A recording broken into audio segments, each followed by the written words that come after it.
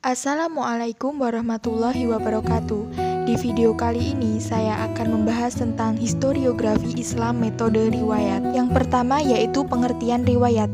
Riwayat adalah suatu ilmu untuk mengetahui cara penukilan, pemeliharaan, penjelasan yang disandarkan kepada Nabi Muhammad SAW, baik berupa perkataan, perbuatan, dan ikrar.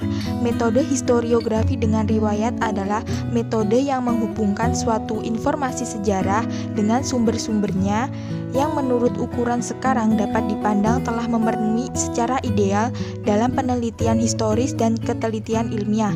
Urwah bin Zubair dan At-Tabari adalah tokoh yang mengembangkan metode ini. Menurut Efat Al-Syarqawi, ini adalah mula perhatian kaum muslimin kalangan atas terhadap sejarah.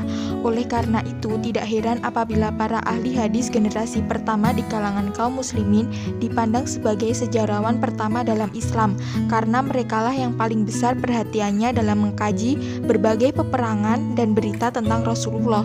Mereka juga telah berhasil menciptakan metode yang menghubungkan informasi sejarah dengan sumber-sumbernya yang menurut ukuran sekarang bisa dipandang memenuhi ideal penelitian historis dan ketelitian ilmiah. Bagian-bagian hadis yang pertama yaitu sanad. Sanad ialah jalan yang menyampaikan kita kepada matan hadis. Yang kedua yaitu matan. Matan adalah penghujung sanad. Yang ketiga yaitu rawi. Rawi adalah pemindahan hadis dari seorang guru kepada seorang muridnya. Yang keempat yaitu jar wa ta'adil. Jar wa ta'adil adalah ilmu yang menerangkan tentang hal-hal cacat yang dihadapkan para perawi dan tentang pentakdilannya dengan memakai kata-kata yang khusus dan tentang martabat kata-kata itu. Yang kedua yaitu tokoh historiografi riwayat.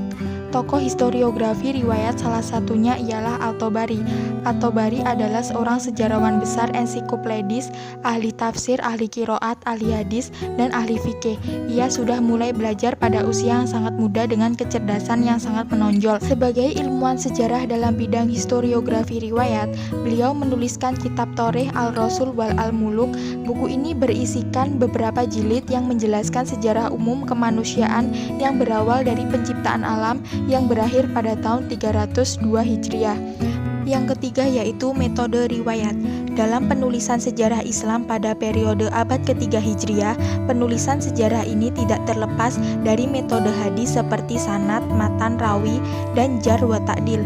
Dalam pengkajian hadis terdapat metode ilmiah yang teliti tentang kredibilitas dan validitas sumber-sumber berita yang memisahkan riwayat dan diroyat lewat persyaratan yang ketat. Seorang sejarawan dalam mengkaji sejarah akan memulai kajiannya dengan meneliti validitas berita-berita yang ia peroleh, membandingkan data-data, dan mengambil keputusan tentang validitas data-data tersebut berdasarkan orisinalitas data dan ketelitian untuk mendeskripsikan peristiwa yang benar-benar terjadi pada masa lalu. Dalam hal ini, para ahli hadis, ketelitian, keadilan, dan selektif terhadap penutur sangat membantu para sejarawan. Metode ini adalah metode dengan mempelajari sanad dan matan peristiwa sejarah yang berpegang pada nas yang benar dan berita yang terfilter, yaitu dengan mengaitkan ilmu sejarah dengan salah satu cabang ilmu hadis yang disebut dengan ilmu jar wa ta'dil yang membahas biografi, sifat, akhlak, dan akidah seorang rawi. Pertumbuhan awal ilmu sejarah di kalangan kaum muslimin bercampur aduk dengan ilmu hadis dari segi materi dan metodenya. Adapun materinya berputar di seputar kisah Nabi Muhammad dan peperangan kaum muslimin dan kisah mereka. Adapun metodenya lebih diarahkan untuk mengemukakan sanad-sanad dan mengukuhkan riwayatnya dalam mendeskripsikan setiap berita.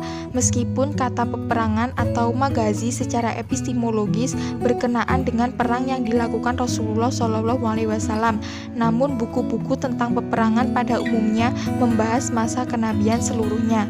Menurut konsep historiografi dengan riwayat seperti yang dipraktikkan At-Tabari ini, metode sejarah pertama-tama adalah pengecekan riwayat, penelitian teks-teks, dan pengkajian terhadap sanad, dan baru setelah itu tinjauan terhadap kandungan apa yang dituturkan dan kontemplasi filosofis atau metodis terhadap isinya. Demikianlah metode At-Tabari dalam sejarah, sama seperti metode ilmu hadis pada umumnya ketika itu, yang lebih diarahkan pada sanad dan kritik terhadap para penuturnya tanpa meneliti isi dari teks yang dituturkan.